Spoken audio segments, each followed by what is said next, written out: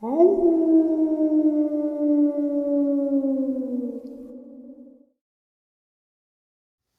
and salutations, folks. I hope everyone is doing well.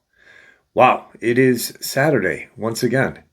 That only means one thing: Saturday Nightmares, live from upstate New York, 12 a.m. Eastern Standard Time.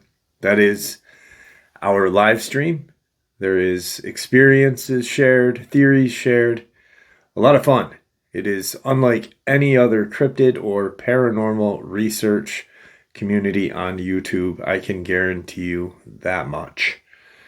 I hope to see you all at 12 a.m. Eastern Standard Time. Before we jump into this upload, though, a couple quick links. As many of you may know, I rely on Patreon, PayPal, channel membership, and the merch to help the channel to continue to grow and go. Links to Patreon, PayPal, and channel membership is in the description below. Merch displayed directly under the video. Also, Dogman Frightening Encounters, Volume 1 through 3, the audiobook versions. They were written and researched by Tom Lyons, narrated and produced by me, Jeff Nadolny. Those audiobooks, well, they're available on Audible, Amazon, and iTunes. Links to which are also in the description as well. And finally, last but definitely not least, if you'd really like to help support this channel to continue to grow and go, simply subscribe. It does not cost a cent. Click that like button. Takes half a second. If you don't want to miss out on any of the informative uploads that I put out daily, click that bell icon. And folks, please leave a comment and share this video. Why? Well, because these things really do help the channel to continue to grow and go. They definitely do matter, and I appreciate them. And now, everyone, I have taken far too much of your time. Let's jump in to today's upload, shall we? So tonight I've got Nick with us. Nick, how are you? I'm doing great, sir. Thank you for asking. Well, I appreciate you coming on and taking some time out of your evening to share the information you have with us. Yeah. So what I'm going to do is I'm going to turn the floor over to you, and you can share the information about Hood County, and then we'll lead into the encounters. How's that sound? Sounds great. Awesome. Thank you. All right, let me start off. The way I received this information from a close friend in our family was that I have some friends and people live in my area. I live in the hill country in Texas, and I mentioned to my close friend, have they ever heard anything such thing as a Dogman where he's at? Because I heard there were some sightings up there, and lo and behold, he opened up and mentioned that yes, there has been sightings in the area. And that area we're speaking of is Hood County. Anyway, we started talking, and he is a believer because he was raised in Alabama, and he is a part of the Alabama Cochata tribe, and he was raised that he knew about the Rougarou growing up by his grandmother, the Native American. Talking about it, not to go out in the woods at night, to leave them alone. That's how the subject opened up. And so sorry about that. That's okay. My wife's making toast there. But anyway, that's how the subject opened up. And he was telling me that the area, yeah, he heard of it because he's a close friend of the captain, division of wildlife in that area.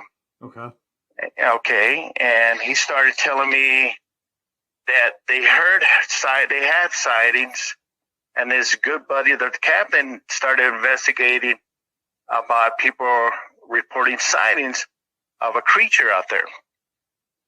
So lo and behold, my good friend was telling me that they decided to take a boat on the Brazos River where they were seeing sightings, reported sightings. And so he took the boat out at night had cameras all around the boat. Of course, they were in the electric trolling motor, so they won't make no sound. So they're out there trolling in the river where, like I said, they had reported sightings of this creature, the Dogman. So lo and behold, my friend was telling that his good friend, the captain, was telling him that they heard a sound and they turned on the spotlights and they caught the Dogman on video, on camera. They caught it on camera. Okay. Wow. That was really, and I was really excited about it. They caught it on camera, but they kept that to themselves. Yeah. And lo and behold, not too long after that, you hear about that the incident happening to that man that got killed out there. And my friend was telling me the captain, he said, yeah, the sheriff went out there and said it was a mountain lion, blah, blah, blah. So, well, since my friend's a good friend of the captain, he said he went out there to investigate, because that's part of his area. He investigated and saw what it was. And then my friend was telling me, yeah, he investigated, saw what happened, saw the body and everything. And he said he told the sheriff that it wasn't a mountain lion that did it. So when he came back and started talking to my friend, a close friend of the family, mentioned that no, he told him it's that Dogman that you believe known as a Rougarou that killed that young man that killed him. And that's how I came out with that information. And I go, really? He goes, yeah, because they caught it on a camera not too long ago before that killing. They actually have photographs and videos of this thing running around in that area. Wow. And that's how I got the information that I started up telling them that people that I know in this area have encountered the Dogman in this area. And that's how I opened up the conversation with a good friend of mine. Right. And that's how I got the information from him. Wow, that's crazy. So pretty much your friend of the family, his buddy's the captain of the wildlife division. He was on the boat and they got the picture of this. And that's, pretty much what the news is saying is the sheriff and the wildlife division are not agreeing. Sheriff saying mountain lion, wildlife division is saying it's not a mountain lion, but we're not going to tell you what it is. We're just saying it's not a mountain lion. Right. That's pretty. Did he say approximately when the sighting occurred prior to? Because the attack on Christopher Whiteley happened in early December 4th. And I'm thinking he said maybe around October or November they caught this thing on camera. Okay. Because I guess there were people in the area was reporting they were seeing things running around. So of course his responsibility is to go investigate, and I got a feeling they knew what it was. But I mean, if they went to that extreme to go on a boat with a electric trolling motor and have cameras prepared, ready to go, I got a feeling they knew possibly what it was anyway. I mean, that's my theory. Yeah, no, I agree. I mean, just because they play dumb with us doesn't mean they're dumb.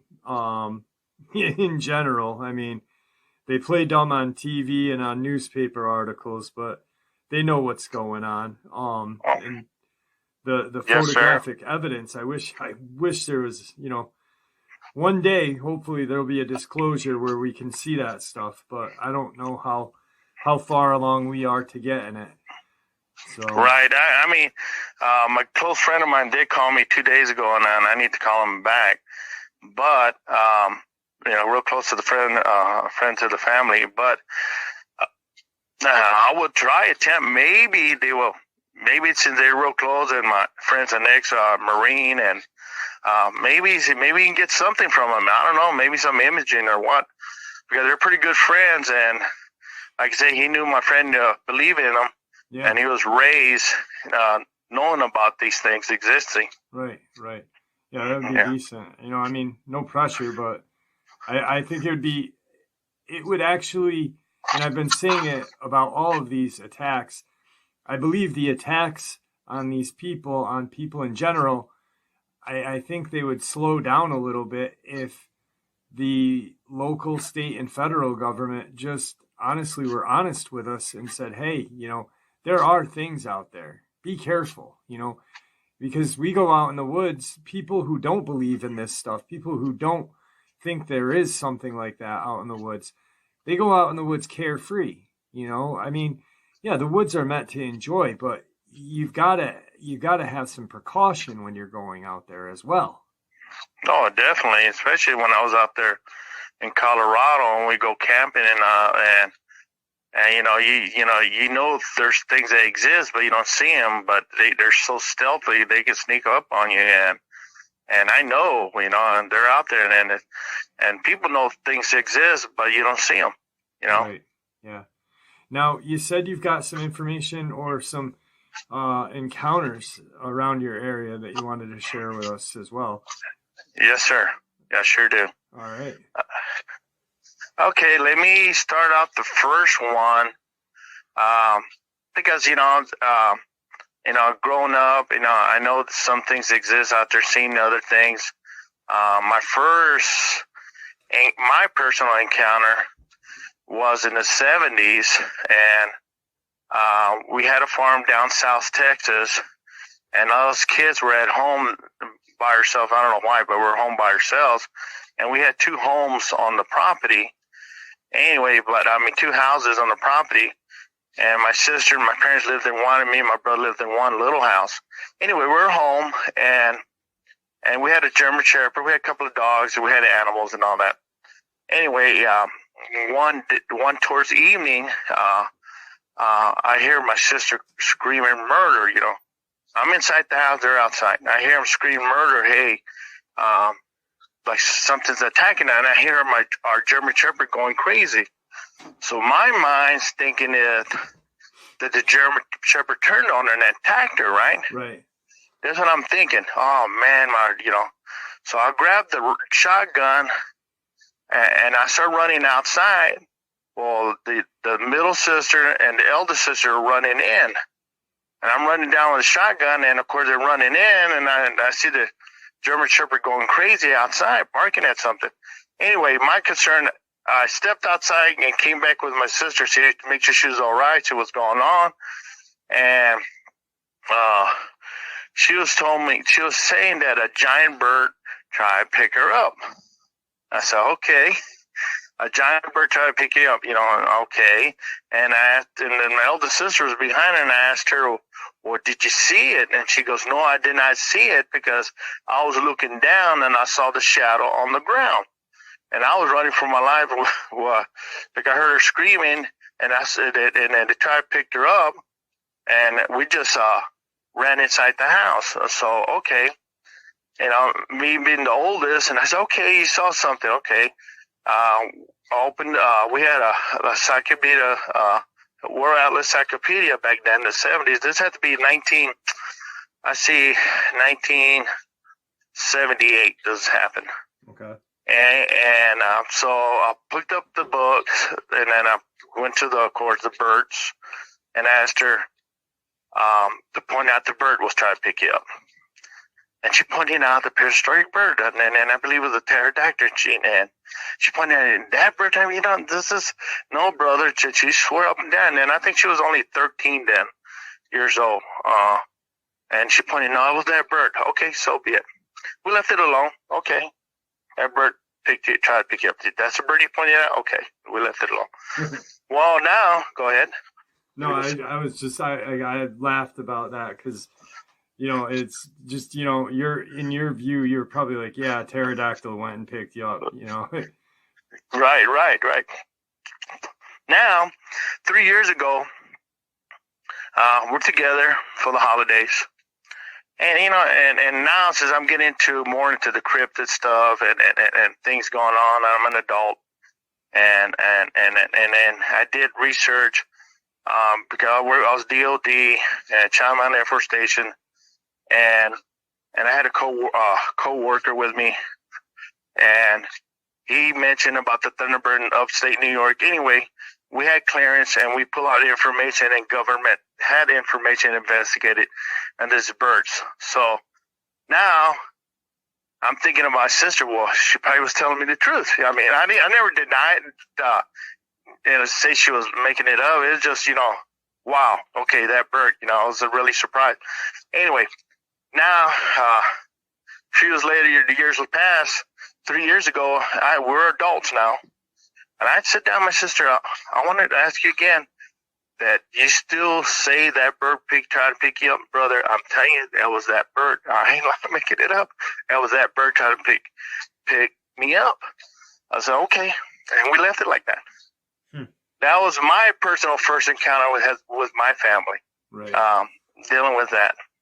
Now, later in life, I have friends that have seen Sasquatch, Bigfoot in Colorado, in the state of Washington. Anyway, I started getting into it, now I'm older, getting close to retired, so I started digging into more information, and then this was the first time, I believe it was your podcast or somebody's show, I heard about Dogman, right? And I really started getting really interested about Dogman, and I asked my dad, you ever heard it? And he goes, yeah, his dad used to tell him they used to see stuff in Texas, a giant wolf. My dad, matter of fact, my dad was talking about it this morning, that his dad, he used to walk a lot. His dad used to walk a lot in Texas, and back then it was more wilderness back then, Right. And he's seen things and he talk about it. And then, that's the first time my dad even started opening up, because I've been more into it now. I only listen to the radio. I listen to your show and other people's show, and Dad's listened to it, and he brings it up. Like, he's listening to the show. Yeah. And I remember my dad was telling me stuff like that, and then back then, we're neighborhood. Now, that's in in his neighborhood, it was all wilderness, or it was more before San Antonio grew, but he told me that he's seen giant wolves running around, but he didn't think it was a Dogman. It was more like wolf-like, that he used to see things. Right. And I remember, and we had a property down, like I said, when we had that farm there, and I remember sitting down one evening, and when our property went up a hill on an incline, and then every night I used to see birds drop down, catch snakes, wildlife. As a matter of fact, I wanted to find out a baby owl that I started raising, but one evening I see a black panther walk across our property. And that's rare. And I was shocked to see that. But now, up to date, now, since I'm really into it, I have my own business, and I have my handy business. I do a lot of remodeling. Anyway, I was in, I heard somebody's cast, there's been reported, I don't know how long ago, they reported a Dogman running around Kerrville, Texas. Okay. Anyway, I was doing a job on the border of Kerrville and Fredericksburg, Texas. They're right here in the hill country, not too far from here, about an hour. And I'm laying out utilities, plumbing, electrical, underground, for a customer. Anyway, me now, I don't hold back. I ask customers, have you heard anything, seen anything? Well, I asked the parents, they were retired, they were moving on to their son's property. And of course, they didn't hear nothing. They're from the city. Well, I was talking to the daughter-in-law. They own the property. The son owns the property, their son. But I was talking to the daughter-in-law. Hey, have you heard anything out here? Well, lo and behold, she's talking to her husband. He's Special Forces. She's a ranger. And he's out right now out in the field. And she's talking to him on video chat or Snapchat, but it's a video chat. And of course, she laughed when I asked her. And she's talking to me. You ever heard of it? Making a joke of it, right? Mm-hmm. And lo and behold, you hear him say, yes, I have. And his wife paused, right? His wife paused because he said, yes, I have heard of it. Okay, and that was the end of it. That was the end of the conversation.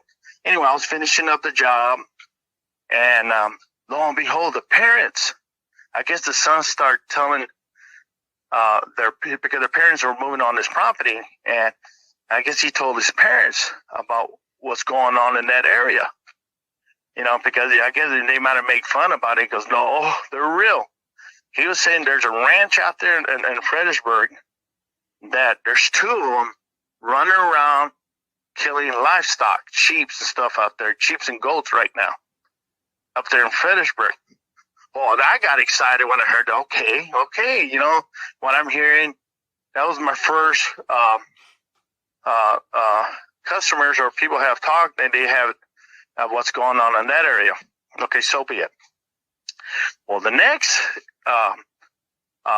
encounters that people have talked to me about was I was out here at a local bar and grill here in town, and I ran into a fellow native because I'm a Leap Hand Apache, and we're the indigenous people up in Derry, Texas. But anyway, I was talking to a fellow Apache, and talking, hey man, have you heard anything about it? And he goes, as a matter of fact, you know what? He said, you need to talk to my daughter. I said, okay. Well, his daughter came in with her husband, and her husband is the president of a biker group that helps with funds, raise funds for needy people and all that. But it's a biker group here in Bandera. Anyway, I started talking to, hey, your dad said you might have seen something. And he goes, yes, I did. He said, my husband makes fun of me, laughs at me, that I was imagining things. And then I asked her, well, did it look like this? I described a Dogman. He goes, yes, it did. She was working second shift in Hondo, Texas. And 173 runs from, north to south to Hondo, Texas, all the way to Kerrville to all the way to Fredericksburg. Anyway, she worked third shift, Verde Creek. And, there's, 2 creek, and there's one with a deep ravine. Okay. Well, where the deep ravine, and she told me specifically where it was. She said, you get hit Bandera County going towards Hondo, and you travel, I think, 5 miles, 5 miles, I think she said, and then there's going to be that rear. Well, when I was coming from Hondo heading home to Bandera at that 2:30, 3 o'clock in the morning, she said she saw this thing on the side of the road because out here we have a lot of deers, axis deers. We have a lot of deers. Personally, I live out here. I already hit 2 of them. We got so many of them out here. You got to watch out. There's so many out here. And then I can understand why they're out here. There's so much game, hogs. There's plenty of food for them to eat. Anyway, when she said she was driving, coming home, she saw this thing squatting down and had its hands upward, eating the deer. Okay, when she was to the side of the road, the light hit and she saw that. And of course, you hear the story that it's hard to process in their mind. What is this? This ain't real. It looks like a werewolf. You heard so many people talk about this. They can't process it. Right? Anyway, she was telling me, and her husband's there, and that I told her husband, no, these things do exist. He kind of threw a little smirk, but she was relieved to talk to somebody about it because all this time her husband made fun of her, and she told her dad, but now she was relieved that no, you weren't seeing things. These things exist. These do exist. Yeah, it's like clarification. When I had my encounter, it was almost like, my brain couldn't fathom what I was seeing, and we had seen, it was me and my friends, and we had seen it come out of the woods. I couldn't imagine seeing one, actually having prey in its hands and eating. That's insane. I know it is. That's what she freaked out. But she said, and then she noticed the head was so big, and of course, in her mind, everybody said it's a werewolf. Right. But it's not a werewolf. I'm not seeing this thing. That's what she was telling me. And now, every day now, when I see her, she gives me a hug in town, and because she talked about it. Okay, that was her incident. Anyway, and that was it. And then, of course, her husband, they had to do their thing. And then I ran into him again, and she told me, Nick, a co-worker, I think a month later, I don't know how much time has lapsed when she saw her sighting, her encounter, her co-worker was coming because they worked the same shift. I think they rotate shift, but now she was working that shift, and she lives in town too. She was heading back home around the same time, and she ran in the same area where Verde Creek runs across, because it's a deep creek, a big ravine. I personally gone out there 2 in the morning to look, and I have gone during the day, and there's a lot of game trails, heavy game trail. Well, it makes sense what she's saying, right? And it's a perfect way for them to run and hide into that creek bed, and nobody will see them. I mean, it's a hill country. You look it up where I live in Bandera area. It's a hill country. It's you got forests. I mean forests and ranches out here, 2,000 acres, and big ranches out here that you see. I mean, we got so much wildlife that there's plenty of food. But anyway, her friend was driving at the same area, close to the same time, and saw it running across the highway, 173. And along the same mile marker, she was telling me. And she saw the same thing. But it was running across the highway. Okay, that's one friend of mine that lives here in town. Then I have another one down the road from me. Before I say anything about that, I have sensors, motion sensors, and before I start putting cameras, I have gone in my shop, my sensor goes off. And I have gone out there quite a few times, like 2 or 3 o'clock in the morning. But one night, I went out there, everything was quiet. And of course, I have carrying my 357 Magnum with me. And I'm out here, I live on the mouth of the lake, Lake Medina. I live in the mouth of it. Okay, so, and I walked down, and this time, it just didn't feel right. It did not feel right. Something wasn't right. And I started getting the heebie-jeebies, and something's not right. So I went back in. Okay, so be it. That was my deal. But I got some neighbors down the road. Okay. I live in a cul-de-sac. And we talk with one. And one day I just, hey man, if you see, he goes, Nick, I'm telling you right now, I have seen it. Because he lives on waterfront. I live across the street from waterfront, but his property is waterfront. But now the lake is down. But he said that he came out for some reason about 2 o'clock, 3 o'clock in the morning, and he heard something. He smelled something. Man, something smells. What's going on? It's skunk or something, right?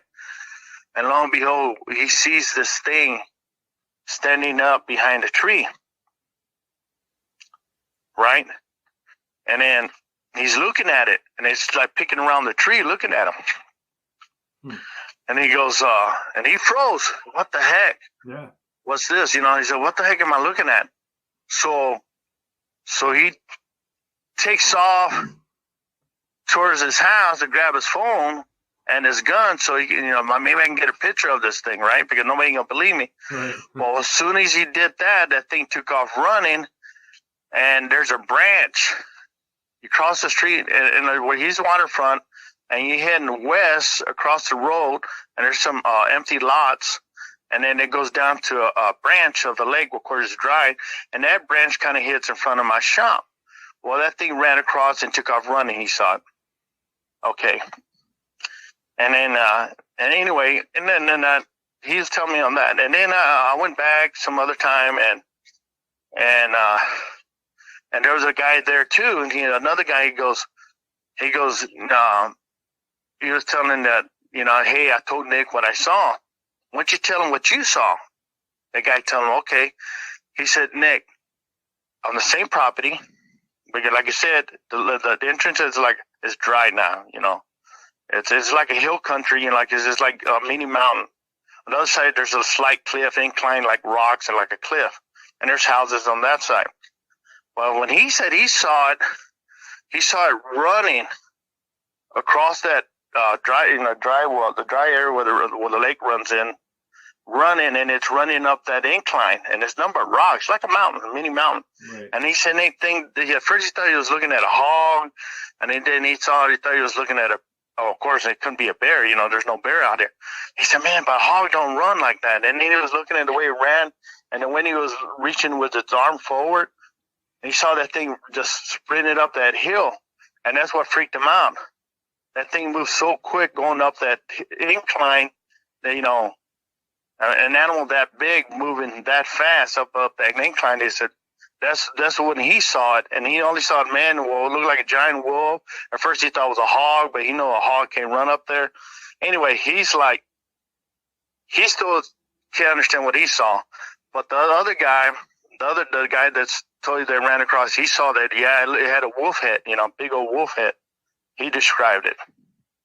Okay, that's my neighbor down the road. Okay.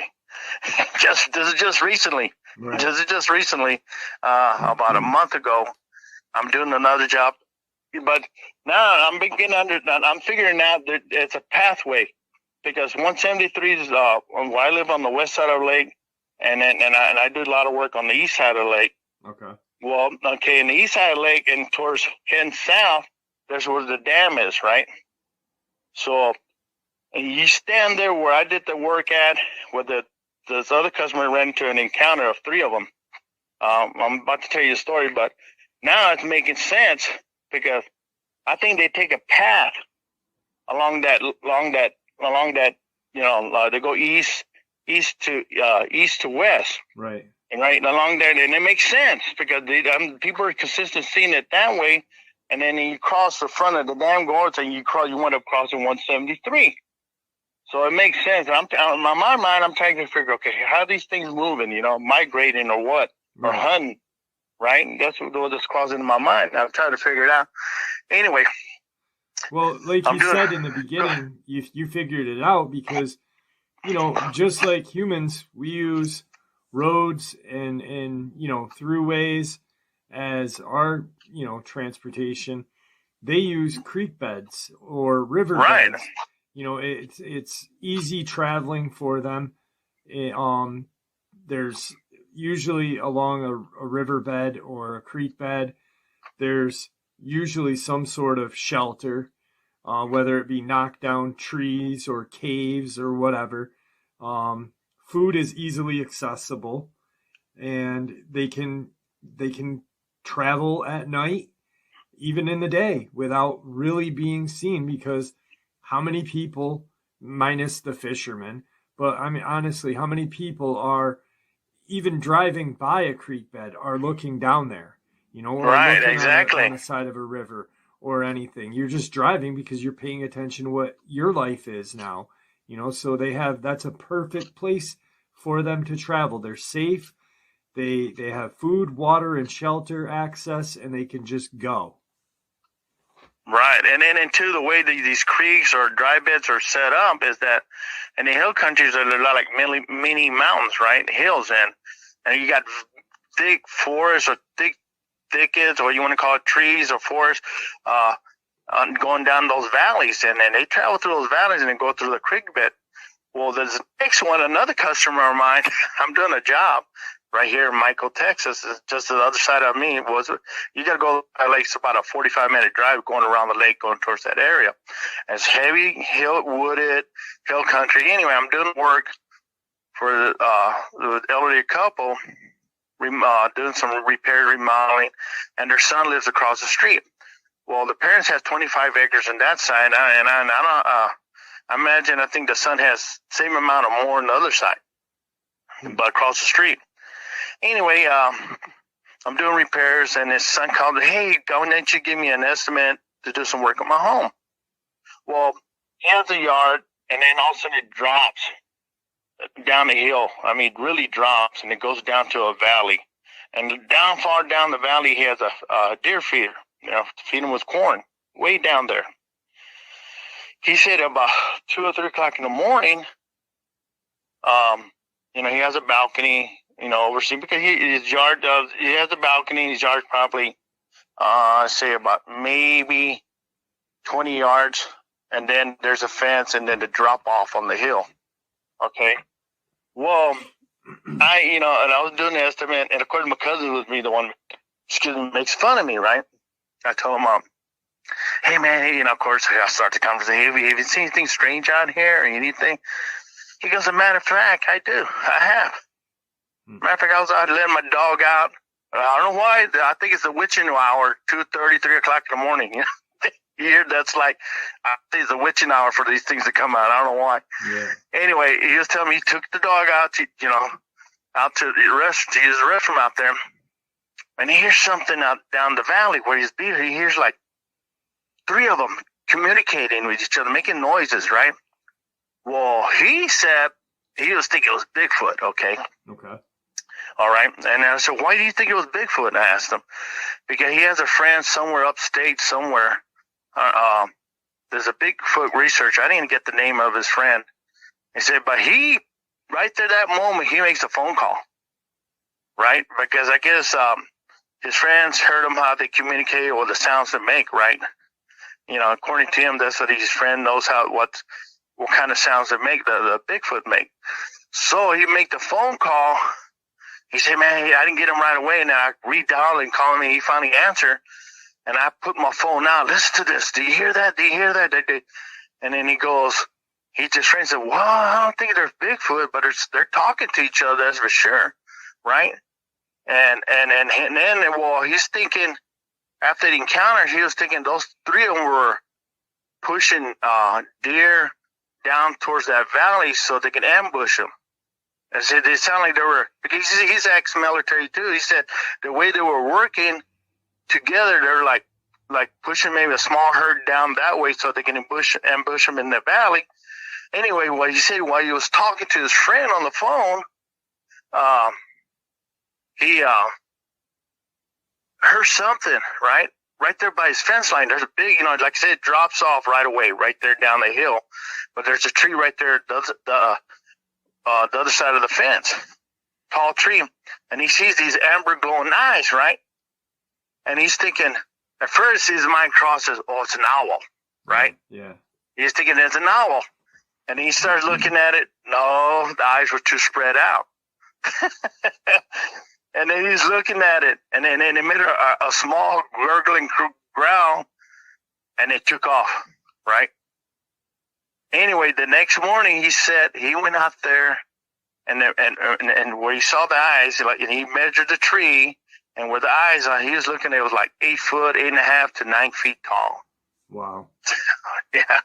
And you know what? I didn't ask him because I had to go back to work. I should have to check for footprints. I didn't ask him. I should have told him to check for footprints. I doubt it because it's all it's hill country, it's all rock, caliche rock is hard stuff. So you could see anything out here anyway because we live in the hill country.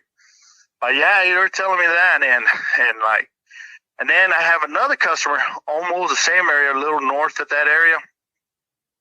But this one, she kind of laughed it off a little bit. Mm-hmm. I asked her to, hey, because she has a lot of property, and I've been doing like 3 different, phases of her project. And one day I asked her, hey, have you seen it? He goes, Nick, I have. There's something's going on my property. And I said, what's going on? And he goes, well, I thought it might have been the hog. Well, there was some fecal matter, and it was so big. And she grew up in there. She could tell the different hogs and different, of course you could tell different deer and all that. But the way the fecal matter was laid, she said, man, it puzzled her so bad. And then she walked along the fence line to see if a hog got underneath or busted the gate and a fence. Nothing, no evidence or nothing. Mm-hmm. And well, there's no rooting. Usually you have hog, they root in the ground, digging up the ground. Yeah. So So she, on her own, she said that, and they never got back with her. She personally called Division of Game and Wildlife. That's how it bothered her that much. She called them to come and look at it. So now she's waiting for them to get back what it is, Yeah. Now, all of these are around this very, in this one area around the lake, right? Right. All this area around this lake, all this happening, except Fredericksburg. Right. Fredericksburg's up north. Fredericksburg, for me, is about an hour away. Okay. Okay, but it's still up north, hill country, because you hear, the reason I got interested is because I was hearing people seeing things. Of course, somebody else have another podcast. They see stuff around Travis Lake. Well, I heard they have traveled eastward towards Killeen, Fort Hood, east of that area. And that's the reason I got into it, because I got interested into them because I've been hearing sightings in the area, and I get multiple sightings. Of course, along that corridor, it's all hill countries, and where the Hood County, you follow the corridor 281, and 281 drops down, and you hit Granbury, and of course, the place that young man got killed, it's I know you call it something else, but it's Lipan, Texas, because I'm a Lipan Apache. Yeah, that's what the name of there. Hood County, Lipan, Texas. Right, yeah, Hood County. Yep. And I drive through when I go visit my good friend of mine or family member. I drive through there, and it's all hill country. That's the old Chisholm Trail area. Yeah, it's all wilderness. Yeah, it's definitely. Yeah, when I was first researching the case of Christopher Whiteley, I pulled up satellite images of the area, and it's a perfect area for any large predator to roam around and not be seen. Whether it be, a mountain lion or a dogman or a Sasquatch, it's a very easily for them to navigate through. Not so easy for a human, but easy for them to. Well, like I said, out here, there's so much wildlife, game, and everything. And then going towards with those other sightings like Hondo and that area, I was telling you, towards that area, 1283, on the other side of the lake. And then 1203 curves out, hits us towards San Antonio. I personally have driven through there. And I'm serious, Jeff, that when I'm driving, there's a couple of times I thought somebody dumped the love seat on the side of the road, right? Mm-hmm. Man, that's crazy. They dumped the love seat. You know what it was? It was a dang hog. And the hogs are that big out here. And so, man, there's plenty of food out here for them. Yeah. The hogs, we're having problems that side of the lake, and then heading towards Kerrville, they're having problems with hogs, and now they're getting closer around community, but they're having problems with hogs. I'm telling you, these things out here, and then you got the regular white-tailed deer running around. Right. And then once upon a time, we got a lot of high fences here to have these exotic animals and all that. And there was a big ranch out here, they tore it down, they were building homes. Well, they let axis deer, and axis deer, anybody can hunt all year round because they're not domestic deer. Right. And those things get big, and there's a lot of those here. And like I said, there's so many out here. I'm careful, and I got a big brush gun on my truck. I have hit 2 deers already. And then my friend that I've known since junior high, he retired out here. I felt bad for him. He had he messed up his trucks, both of his trucks that he hit 2 of them. There's so many out here. You got to be careful. Just even going down my road, you got to drive 5 miles per hour, even though it's 30. But you got to watch, especially towards the evening and morning. Yeah. And you know what's funny too? I have been gone out late, and I come around that witching hour. They're running like crazy around here around that time. Yeah, it's perfect hunting area, perfect hunting time too. And that makes sense when you said that you're one of your guys that you're doing a job for said that he saw a dog man almost 8-9 feet. Yeah. There's plenty of food. Well, if you've got lots of food, what are you going to do? You're just going to continuously eat, continuously hunt, and grow bigger and bigger, Well, what was amazing that he said that when he was out there, the way they were communicating with him, and the way they were pushing down the herd towards the valley. So, and he told me that. I didn't say nothing. He said, no, I think that what they're doing, they're pushing the small herd of deer to ambush them right there in the valley right there, and to show you how intelligent these things are. Yeah. Yeah. Well, I've heard, I'm very good friends with Dark Waters, and he and I have had conversations about them migrating. He believes that they migrate south. And we were talking about a case where hunters they'll go out and hunt, you know, in Oklahoma, Texas, wherever. And one year there's an abundance of deer, and then the next year there's not so many, but then the next year there is. And he and I were talking, and we believe that they are so intelligent that they can actually herd their own, you know, their own food, drive their food south with them, so they don't have to, you know, really hunt on unknown unknown lands. You know, if they're going south towards Mexico, South America that way, they'll herd their deer with them, hunt them there, and then, you know, the population dwindles, but then the next year when they come back, it booms again.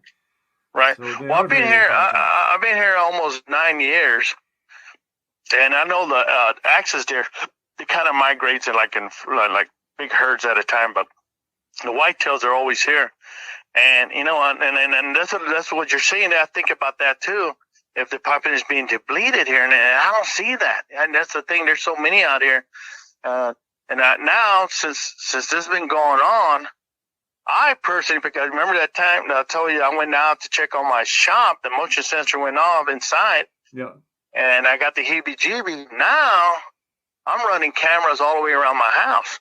Yeah. So hoping to maybe catch that, because according to the one that ran across, I'm telling you that neighbor, he's probably, I think the Dogman ran across is like, I say about 200 or 300 yards from me. So, and then of course, like 75 yards from me. But when the Dogman ran across that way. And see, a lot of times it makes sense, because when the lakes are dry, this is the second time the lake went down. You see the herds of deers and axes run towards that area. I guess to drink water and all that. Of course, that fresh vegetation now, you know, it's not underwater. Right. And they migrate down towards that water. Well, that's where that Dogman's running across. Yeah. Yeah. Yeah, it makes sense, man. It's crazy. I'm telling you, but now, and then I have my daughter. I personally, I have my daughter. She does shirts and stuff for my business, and I told her, hey, I want you to make me one that says Dogman Researcher, right? Because I like to wear it, and it goes in the dark at night. But when I go out in town, I want to wear it, see if anybody asks questions. You know, something to start the conversation, right? Yeah. Yeah, and then that first person that I spoke to that had that encounter that Dogman was squatting down eating that deer on the side of the road, she wants a shirt. Oh, give me one of those. But I'm telling you, she's a different person, because now she's happy that she let it out and that somebody believes her. You know, her husband still kind of shake his head, you know. Yeah. No, dude, I said, you know what? You're out there riding a bike. You know what? I don't wish you harm, but I hope one of these, because your wife, you know, poor wife, you know, you're making farm. And she said she was having nightmares too. She was having nightmares. And I felt bad for her. But now, like I said, she sees me, hugs me. Oh, you know, and hey, how you doing? You know? Yeah, it makes a difference when you've got someone that will listen and believes you, you know, because we're told that they don't exist. And once someone believes you, it's a huge difference. It's actually, you know, it gives you clarity. You know, it's clarification. Hey, this person saw it. Oh my God, there's someone else that, you know, is like me. So right. Yeah, I mean, it's crazy. Well, I have another neighbor here. Man, I still kind of question him a little bit. And when he was going towards Kerrville, he was living out there. And he said at 3 a.m, he went out. I don't know why he went out, but he went out and he saw this thing squatted down and got up. But he swear, but now I kind of question him. I tease him, were you high or something? Now I'm questioning. He said he saw a Bigfoot, and he stood there for 3 or 5 minutes watching it walk away, you know. Right. But, you know, I've never heard any Bigfoot out here. That he said it was a Bigfoot, but I still question his, you know. It could have been misidentification. You know, right. That's a big thing. You can't question somebody if they're telling you that they saw something, because right. You know, you weren't there. You know. Right. Yeah, you're right. I'm wrong. I'm bad. You're right. You know, and it could have been misidentification. He could have, maybe he didn't see the front of it. Maybe he was looking at the back of a large Dogman walking away from him. And, people who don't know about Dogman may have been a misidentification. I mean, Tim Coonbo Baker misidentified Dogman for 15 years before he even realized that, holy cow, this is what people are seeing. Went back into his old files and realized that, back in the late 70s, early 80s, people were seeing these Dogmen, and he was classifying them as a Squatch. So, right. I mean, it sounds to me that around this lake is a hot spot in Texas, and it's a perfect area. Oh, yeah. So. There's one thing I have noticed. Matter of fact, I see deer running around right now, right here behind my property right now. There's so many of them right now. I see. But you know what I have noticed? I don't know if it's a coincidence or not. I don't know. Maybe I'm putting too much into it. When I first moved out here, there were so many feral cats, wildcats running around. Mm-hmm. I mean, we got mountain lions out here in this area, and because when I was a kid in Gardner State Park, it's like 45 minutes to an hour west of me. When I was a kid, that was the first time in the 70s I saw a cougar mountain lion. And then, of course, they catch them around the lake and game cams, mountain lions. And then I finally saw a bobcat out in the wild 3 years ago, and that was the last time I seen it out in the wild. But I seen one. But when I was saying that, when I first moved, there was tons of feral cats. There's so many feral cats that another county has a grant for our county for feral cats. So they spade them. They put a chip, tracking device to keep track of these feral cats. So I had 2 of them. And you used to see them everywhere around here. Right. Now you don't hardly see none of them. There's none. Yeah. That's the biggest sign right there is lack of a small, that's easy pickings. Right.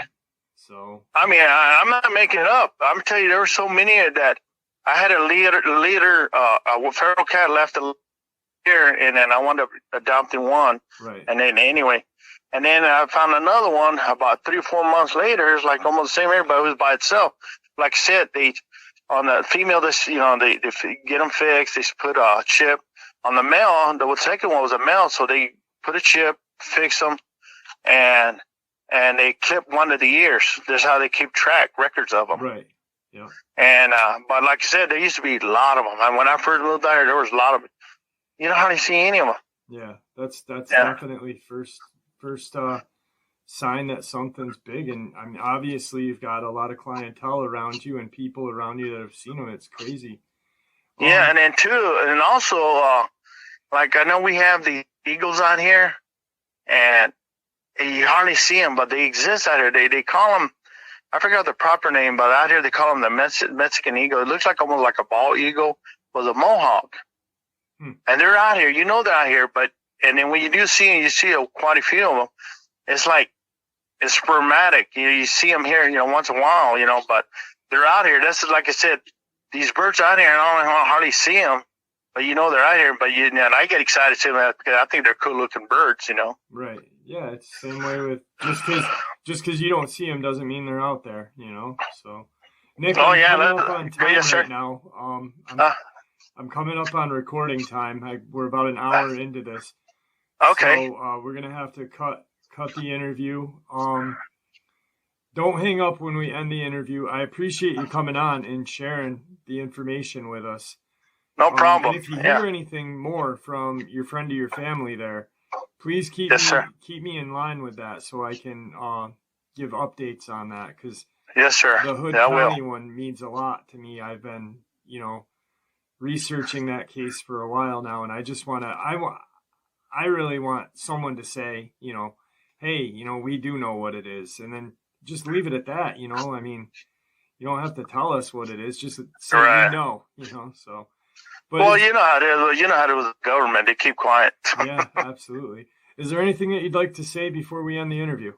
No, like I said, oh, yes, I do. I mean, I sure appreciate you listening to me, and I do listen to your show. I really enjoy your show and all these other encounters that people are talking about. And like I said, I use an example, especially for that poor lady that witnessed that one inside road. And I mentioned, I mean, you're welcome to talk to, but I guess she doesn't want to talk to nobody, you know. Yeah, no, I mean, Yeah. if you know anybody that is willing to come on, I mean, my phone is always open, and it's just a platform for people to share their encounters. So, Yes, sir. well, I appreciate you coming on, and have a good evening. All right. You too now. Thank you. Thank you. Alright. These guys are playing on some tubes. Don't ask me why. What's that? I just left. What? What is that? Whoa, what the heck? Dude, I don't... What? What is that? I'm not seeing it. Oh my god. Oh my god. Oh my god, what is that? What is that thing? This is history right here. Don't tell me that's a Yeti. Oh, right on the road right there. Wait, double camera, double camera.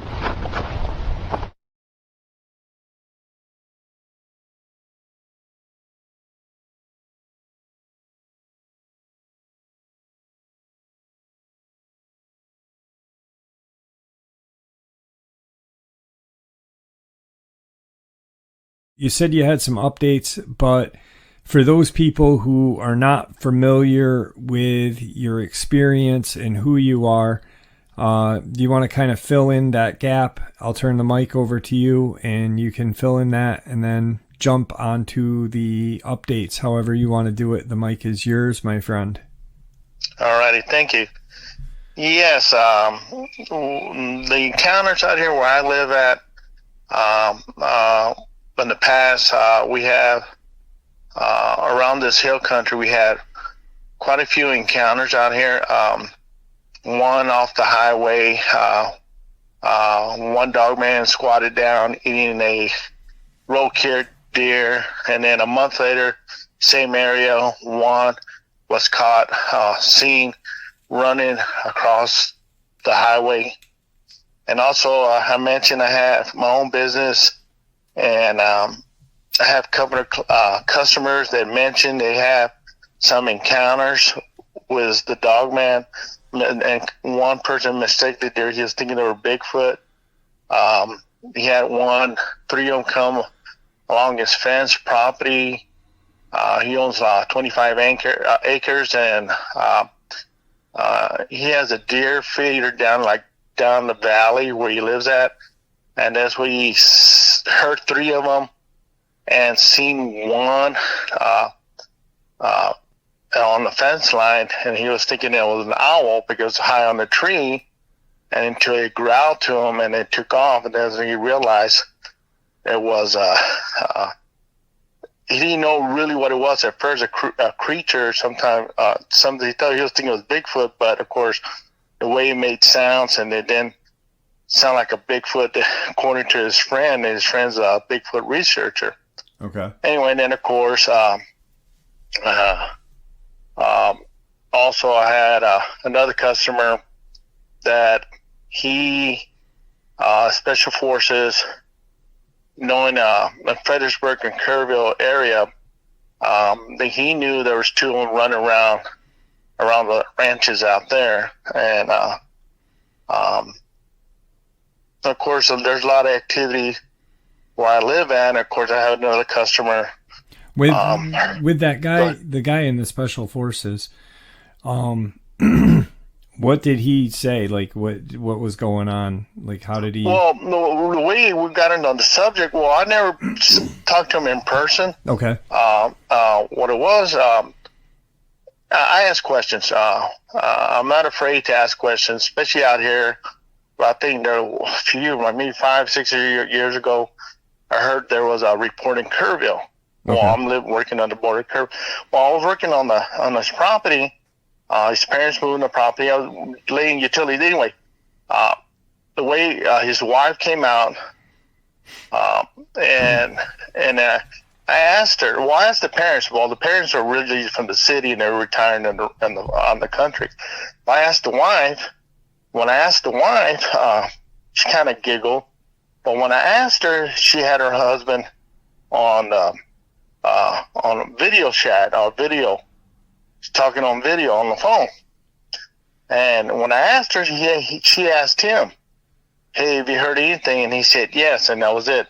Well, when I was finishing up the job, the parents, the father of the son, told me that his son told him that he's known there's two of them running in Fredericksburg. They have killed, I guess the farmer had sheep, and they have killed some sheep, but they knew there was two of them running around in that area. Right there by where he lives at. Okay. So that's how I wonder if him personally. Like I only saw him on the phone on the screen. He was out in the field when she was talking to him. Right. And like I said, his wife was making fun, and he was serious. No, there's two of them running around this area. And then of course, I want to bring some updates about that area. I want to bring you some updates of the gentleman that had three of them running at his property. Yeah. And some other updates. But just to bring everybody up to speed, this is the area I mentioned around this lake where I live at. And of course, I mentioned that the captain of the Division of Game and Wildlife, Hood County, the month prior for that, I forgot the gentleman's name that was killed. Christopher Whiteley. Yeah, yep. That gentleman. Well, the captain's a good friend of our family. You know what? I don't mind telling you who it is. You don't mind. It was my father-in-law's friend. Okay. And he mentioned that the captain told him, because they're good friends, my father-in-law's retired Marine, they actually caught it on camera while they were patrolling, investigating, and hearing that there'd been sightings of this dogman running around, and they caught it on video on a river, Brazil River, at night. And a month later, after that incident, they caught it on video. Well, the incident of that young man get killed. So I hope I'm bringing up to date. Bringing that's what I spoke about last time, what happened, and then of course I have a little update of that too also. Okay. I don't know, that hope that brings people up to speed on the first interview I had with you, and I can always I'll go ahead and bring you some updates now if you want. Yeah. Go ahead. Okay. All right. The first update, I want to say the oldest to now. The first one, I did talk to my father-in-law, and he confirmed also that the game warden saw it also.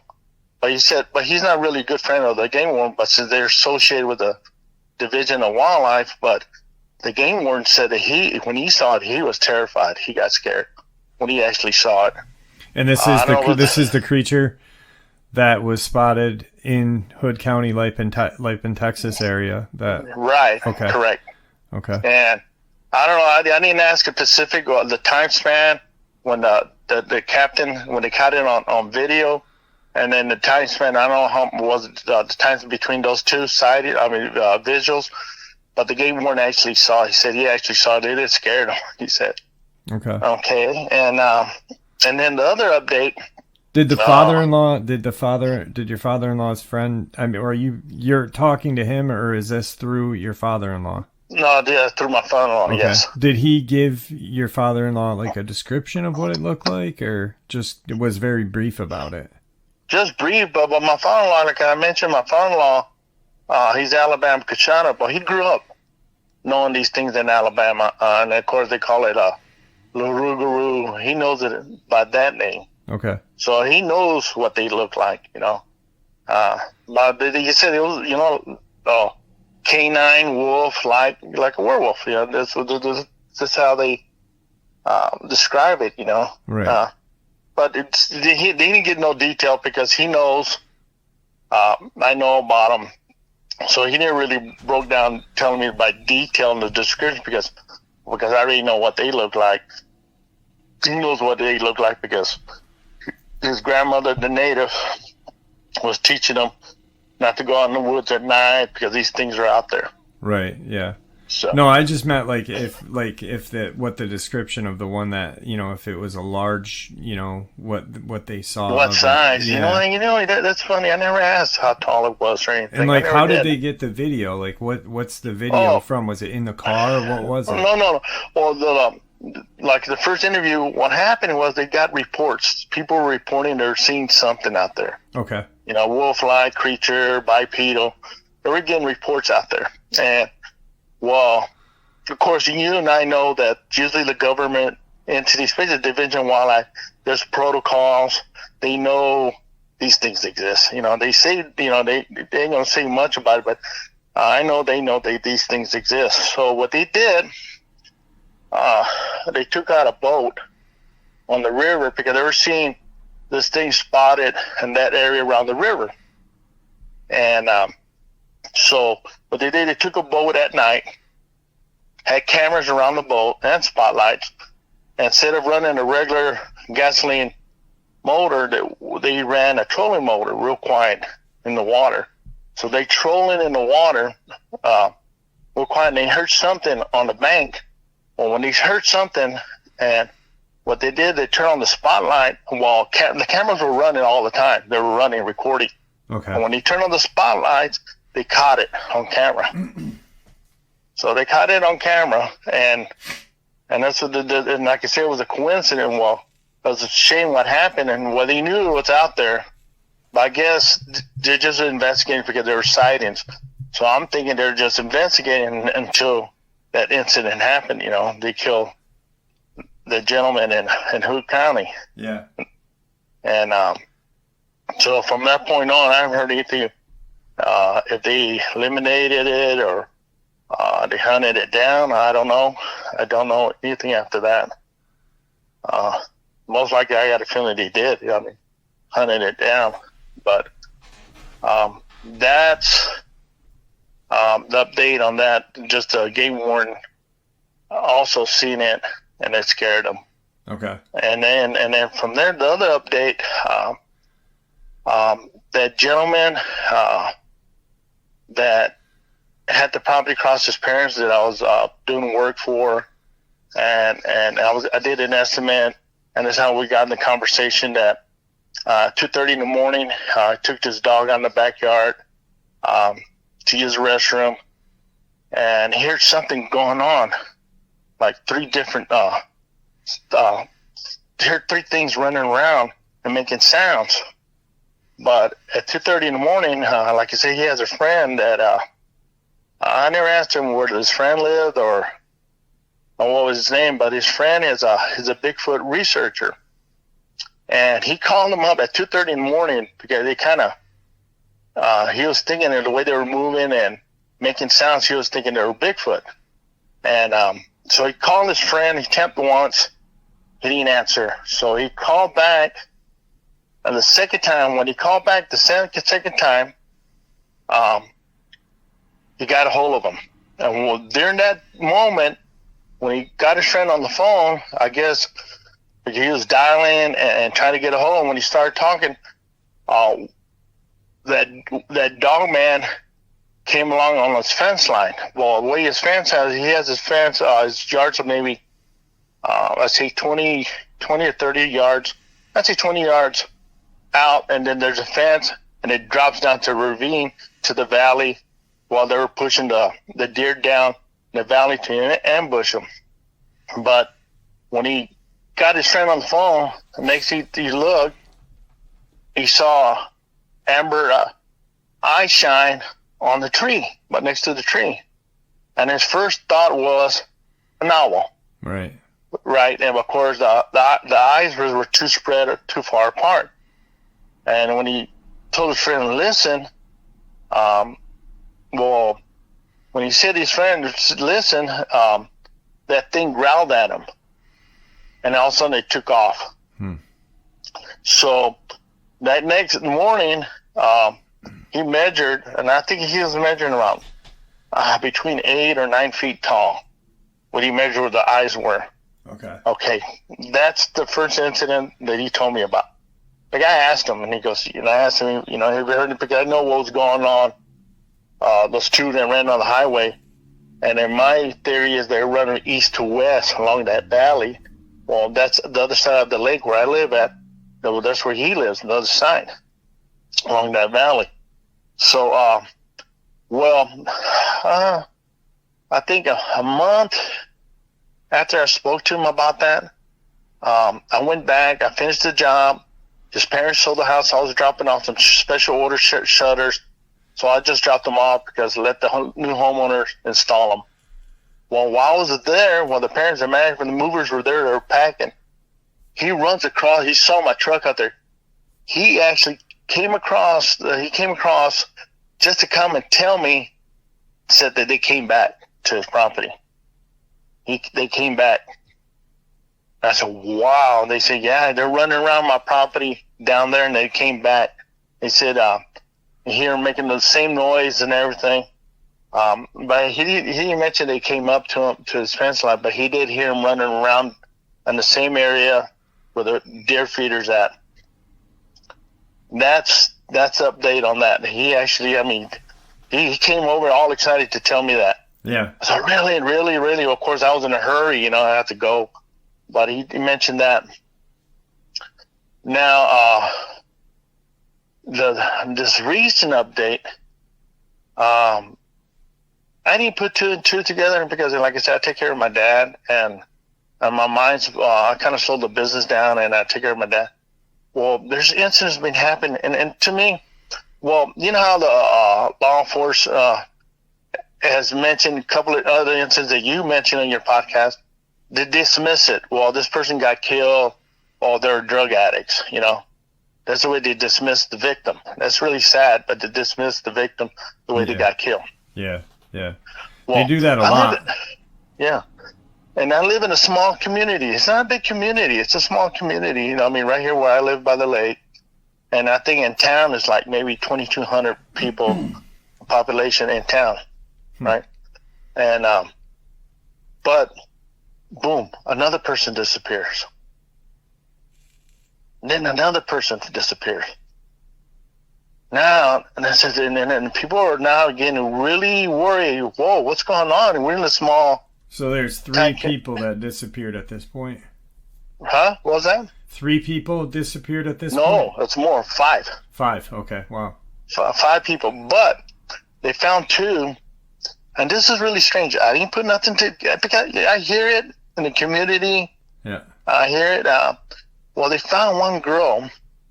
She was up on the tree, and I don't know because I listened, but you kind of just in converse, just people talking at the restaurant. Well, they found her in a tree, and what's really weird, I don't know if she was tied up or she was on the tree. That's the thing. I don't know. That's the point. But she was on the tree. Okay, they found her on the tree, and then the way they found her, she had deep puncture wounds on the back of her neck and shoulders. Okay, and it was really strange. Of course, now because now more people are missing, and you know what they dismiss it? This is really okay. Either they think people are stupid. I know the parent, the mother, the daughter. Well, she's a grown woman, but the mother daughter is pursuing more investigation. But they said their conclusion said it was suicide. Really, they said it was puncture suicide. Wounds in the back. Yeah, that's right. How in the world did she come on and still be alive and still stabbing herself? Multiple. Yeah, that's crazy. Yeah. I think they do that. Like I think they do things like that and post it just to see if anyone's going to catch on to it. And then when no one says anything, out in the community, I think then it's just like, okay, we pulled the fast one on them. let's not share it again. It's just, I think they do that just to have an easier time the next time a person disappears or dies mysteriously. Right. Well, and I understand, small places like this in the hill country, there's going to be drugs. You're going to hear stories about meth. Well, I think there's a lot of places like that, but they dismiss these victims. They're part of that environment, Yeah. And there was another one. It's all around this area, the same area with all these sightings been encounters that people encountered at the Dogman. It's all in this area. There was another girl who was found in the ditch. Yeah, she was found in the ditch. No, you know what? It was in a ravine. It wasn't a ditch. It was like a ravine in the woods. That's right. It was in a ravine in the woods. They found her and then marked it off. She died. Natural causes or something, but they never got detail of that. They never said anything detailed. And like I said now, and I'm thinking, well, that's kind of strange. Well, you start thinking the mentality or what they're trying to feed you. You're thinking, well, maybe they were involved with stuff. But the one that threw me off, that committed suicide, that's a red flag. But I was thinking, well, maybe because, I noticed that there have been a couple of people walking in the middle of the night. I mean, out here in the wooded area and in the dark. I mean, coming home and I hit them with a headlight. And I am shocked these people are walking out of the middle of nowhere. But anyway, so I'm thinking, well, I'm trying to think of, well, these are the victims that I've been seeing walking around. You don't see them around anymore. I don't know. But, and then in another one, a gentleman disappeared. And they have not found him. And then 2 more other people have disappeared. I don't know if they're male or female, but I know they said it was 5 people. They found 2, 3 they have not found 3 of them. So, okay. And then on the 21st, because now people are really getting concerned what's going on out here. Now you see in the community, people are talking, hey, what's going on here and all that. Well, real late at night, a gentleman mentioned that flew over town, and I guess he knows this helicopter. He said it was a Bell helicopter, black, all black. No signal, no identification on it, nothing. Flew over his building and landed at a abandoned or vacant old racing track, where they had horse races here in town, and landed there. And from that point, people were asking, well, what's going on? Anything? And of course, they're just, well, this is a government helicopter. And then one said, well, maybe they're bringing the FBI to see what's going on, missing people. They're just guessing what it was. But my question, why is this thing coming at late at night in a black helicopter? Now all this is happening in our area. Yeah. That is the update that I'm really concerned what's going on around here in this area. Yeah, with helicopters flying around, and that is concerning, especially, with the experiences that you've had in the area, knowing what you know, your father-in-law being friends with the game warden. And it's strange because, like you said, coming in at night under the shroud of darkness, it's strange. It's almost like Virginia, at the beginning of the year, with all those people going missing in Virginia, and then deaths kind of, when they find these people, there's 8 people that disappeared in Virginia. And yes. You know what? I'm sorry, Jeff, to interrupt you. I almost forgot that about that. I think it was the girl, though, the other girl. I forgot I mentioned that her her arms, they're almost ripped off, and not ripped off, and then completely off, but the joints were ripped backwards. Her arm was, like you said, they were pulled a certain way, both arms. I forgot to mention, I don't know the one they found on the tree, or they found one on the one on the ravine. One of those girls there, she had trauma on the arm. It was pulled, and that's a point they can't understand either. Yeah. How they caused that. Yeah. I mean, that resembles the case in Cott County, Tennessee, with the other, that woman and the man, Tony Aarons, Amber Miller, and their arms and legs were torn. One arm was torn right off of Amber Miller, and then the other was, pretty bad. There's a lot of weird, very strange stuff that they keep quiet, and I think they'd be better off to share this information with us. Right. But I think they're worried about, the more I've thought about it, I think they worry about how people would react to, of course that you got people, it's because of tourism, it's because of this, that's why they don't share it. Well, there was in Bladenboro, South Carolina, when the Beast of Bladenboro was found, there was at least 150 hunters that came into the area. And at that point, they were scared because you've got a bunch of kind of vigilantes looking for something, and innocent people could get hurt at the time. More people would get hurt. And I think that's why they keep a lot of this quiet from us too, is because they've seen how people act, and want to defend themselves or just go and want to hunt one, and not really care about repercussions, So I think that's a big thing why they don't want to share too much with us. And also, I'm sorry, you know what? While we're talking, things are coming to thought. Yeah. And I also noticed too, we only have one in this area, game warden. Well, I noticed now, there's 3 of them out here. And I seen them all one day. I saw them all 3 trucks heading somewhere, but I passed them by. But that's not the norm either, because we only have one in our area, and there was 3 trucks, game wardens. They were heading somewhere, and then, well, now, because like I said, I never start putting things all together, the piecing the puzzle.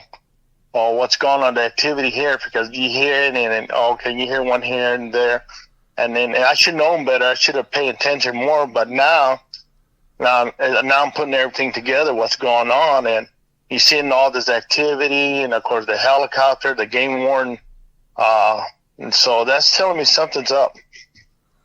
Yeah, obviously, yeah. I mean, and it's that's kind of funny because, I wonder how many other people like yourself are aware of all of this that's going on, Well, I know the community is really upset. People are disappearing or being abducted, or whatever you want to call it. Like I said, there's 3 of them they have not found. And of course, they posted the pictures. I know it was a gentleman, and I know for sure I've seen the gentleman, but I don't know the other 2. I don't know if they're male or female, but like I said, they wrote off the 2 females, it's drug related, or they're people that do drugs. It's really sad that their victims, whether they're involved or it was their past. I think one of you was involved, and that was her past, but they still stamped her that she's a drug addict. Yeah, it's easy to do that, It's they think that the public is just gonna, it's just another addict, who cares, But what's the you said the community is kind of upset. what's the kind of word around town? Like, are people, making any kind of, like, are they being Well, people, I know people saying that I mean, because obviously people aren't going to be like, yeah, it's this 8-foot walking dog. Is there people saying, like making kind of, well, it's an abduction UFO, or what's the talk around, like in a diner or something? You know what I mean? Like, right. But you know what? People, I'm the only one maybe talk about it, like on my table. Nobody really talks. They keep it. I don't know. They don't. They're gonna mention something that out there in the community. Unless among friends, they might. Right. But I did one time. It was a while back. Matter of fact, I think before I even did the interview with you, I did at the restaurant, and he kind of looked at me funny when I asked him, "Hey, what's going on around here?" Because of the lady that saw the Dogman eating that roadkill, and of course her friend a month later saw the same man running across. Hey, what's going on with this cryptid? This people are seeing around here. And he looked at me weird, Right. You could tell he knows, but try to play it off. And I said, well, this wolf-like creature they call Dogman. Okay. And he goes, what? And then he goes, and then he stopped, and then he left. So he just left. He got his food and left. He ordered stuff to go. Right. And that was it. But I did ask him. I confronted him. But like I said, they know something's going on. Yeah. It's... But like, I wish I can get close to one of these. I'm beginning to get close, talk to this marshal, and I don't know if they will open up, because they got to know too. The community, there's 2 marshals in our town too, also. Okay.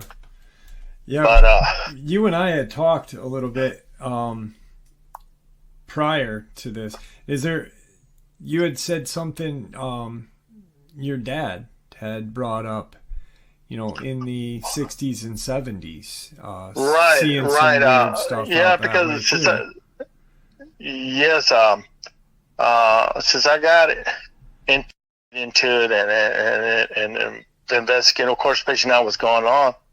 Well, my dad, he's 81 years old. He lives with me. He finally opened up, and they mentioned that they seen things back in the late 50s and the 60s. Okay, and then he said he ran into a big wolf, and in his mind, he thought it was a timber wolf. Okay. Well, this is in Texas. This is South Texas, so yeah. I don't know the history of there any timber wolves out here in South Texas. Yeah, but also my grandfather, he lived in Cotulla, Texas. That's really south. He mentioned, told my dad about these big wolves running around, but they never mentioned it was bipedal or anything. But they mentioned these wolves were huge, running around. Well, my dad's really interested in it because, as a matter of fact, Jeff, he mentioned that yesterday. Really? That about the timber wolf. He said he was like within 10 feet away. And of course he was looking at it face to face, and he told me he had bright, big eyes, yellow eyes. As a matter of fact, that's the first thing you mentioned about the eyes. Out of the blue, my dad, because I listen to your show when I'm driving, and he likes to listen to it too. We're driving, and I had to pause your show because he wanted to mention that to me. But yeah, he's mentioned that here was a big one. And in his mind, he thought it was a timber wolf. Right. Yeah, I don't, like we had said, I don't think I might be wrong, but I don't think there were timber wolves in that area of Texas. I think, some red wolves, maybe some Mexican, wolves. I forget but they're not that big. It's Right. You're not looking at something that's more than 100 pounds, if that. So Right. that's a strange set of events even back then. So it's been going on for a while in that area. Right, and like I said, I mentioned earlier, I ain't going to mention his name. There's a guy I'm communicating with, and he lives in Austin. And you and I, on our first interview, we mentioned about Highway 281, north to south. There's a lot of incidents going on, and the 281 goes all the way to Hood County. Along that corridor 281, there's a lot of people have reported it, and this gentleman confirmed that there's a lot of encounters along 281. Yeah. La Paz, Texas, west of Killeen, Camper, Texas, Marble Fall, all that's along 281. So, they're not, like I said, you hear different states are talking about it, Kentucky and then different places, Hot Point or Mississippi, but nobody really, I don't see really people really talking about much about Texas, but there's a lot of things going on here. Yeah, there's definitely, I think the reason why is because more people are quieter about things. It's Texas. They want to keep keep it to themselves, and that way they're it's kind of like that macho thing. Let's not talk about it. If we talk about it, then it's real, or right. We can handle it. And there's a lot that goes on in Texas. You've got it's one of the biggest states of the union, minus Alaska, and there's numerous UFO, Dogman, Bigfoot. I've heard of a bipedal, large kind of cat-like creature, which I don't know. I think maybe misidentified for like what I call the werewolf with the human-like legs, no tail, right, and short snout. But Texas is a hot spot for the paranormal, and I don't know why, but maybe it's just because it's so big. And my friend James Dark Waters talks about how, and we had said this when we were talking earlier, how, and you had brought it up, that you think they move around at this point in the year, and James Dark Waters talks about how they migrate, and maybe a lot of people see these things when they're during migrating season, when they're going south or whatever. I've heard Dogman and Bigfoot rounding up deer and herding them to go south with them, so they have a food source. Right. Through Oklahoma, Texas, that area, it's very strange. Yeah, like I mentioned earlier too when we were talking, is that every year we had tons of deer. Don't we know we still have deer, but you don't see as much. Right. You try to think, you trying to say, it's the drought, but there's still a lot of water resources here, and of course a lot of vegetation, but our population has been depleted. Yeah. So I'm thinking is these things running around, and like you and I were talking earlier, and it's like, I've been living here almost 10 years in this house, and my sister mentioned it once. She heard howling one time. She was up in the middle of the night, because in my shop I have another refrigerator, and she keeps her soda water in there, and she got up in the middle of the night and she heard howling. And I said, you really did? She'd have woke me up. But when you and I were talking, just want to go earlier, there was howling, and dogs were going crazy, and then all of a sudden the dogs got quiet. Yeah. And then the area that one witness I mentioned in my area that saw it, and because he lives about maybe 200 yards away from me, The one he said came out in the middle of the night, saw one standing behind his tree. Yeah. So he ran inside to grab his gun and a camera. Well, when he did that, he saw it take off running. And I have a branch of the lake that comes behind, right in front of my shop. Well, it's dry now. The lake has gone down. And it was down then that Dogman ran across along that lake bed. It's not that big. It was like just a small, narrow branch, maybe 40 foot wide. And it ran across that way.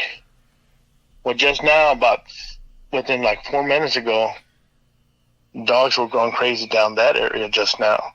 Yeah. And all of a sudden, there's silence. Right now, they just went silent. That's a coincidence that you and I are talking. Yeah. Never heard, all these years, never heard howling. And when you and I were talking earlier of the first time, right now, dogs were going crazy down South Road where the guy lives in that area, down the road from me. Yeah. That now was all of a sudden the dog just stops all at once. Yeah, that was strange. Yeah, when you had stopped. Yeah, definitely. Yeah, they kind of fade out, but no, they just quit. Yep. So well, I appreciate you keeping in touch, and if you do end up making any contact or headway with that guy, the marshal there that you said you were gonna, and if you hear anything, even if you don't want to have your name associated with it, just send me some info, and I'll share it. But I really appreciate the updates, what's going on in the Hood County region and San Antonio region, because there is a lot going on, and like you said, you've been there for 10 years, you've never heard howling. Your sister has heard it once, then you hear it tonight. Maybe it is migrating season, so. Right, and I'm gonna go down that area and just to see if I catch anything in the middle of the night. Of course, I ain't gonna be dumb and get out of the vehicle, but see if I catch anything running across what they seen it. Right. So, but no, I appreciate you, Jeff, and then giving me the opportunity to give you this update. Hope it was plenty of information, but now the community is really concerned. These people are missing, and especially they dismissed that one girl that was suicide with puncture wounds. They didn't say what kind of puncture wounds they were in the back of her neck and shoulders. Yep. That's what's really weird, and now things are beginning to make sense. Now things are some activity with the government or enforcement and all that's is real active here right now. Yeah. Well, do me a favor, don't hang up, because I'd like to talk to you for a minute before we let each other go. But once again, thank you for coming on, and I appreciate it, and keep me in the loop, my friend. Will do. All right. Have a good night. You too now. Thank you. And there you have it, folks. I hope you all enjoyed today's upload as much as I enjoyed sharing it with you. I hope to see you all at tonight's live stream, 12 a.m. Eastern Standard Time. I'd like to thank you all for supporting the channel. It is, after all, your support that helps this channel to continue to grow and go, and what gives us all a place and a chance to share our experiences and theories judgment-free.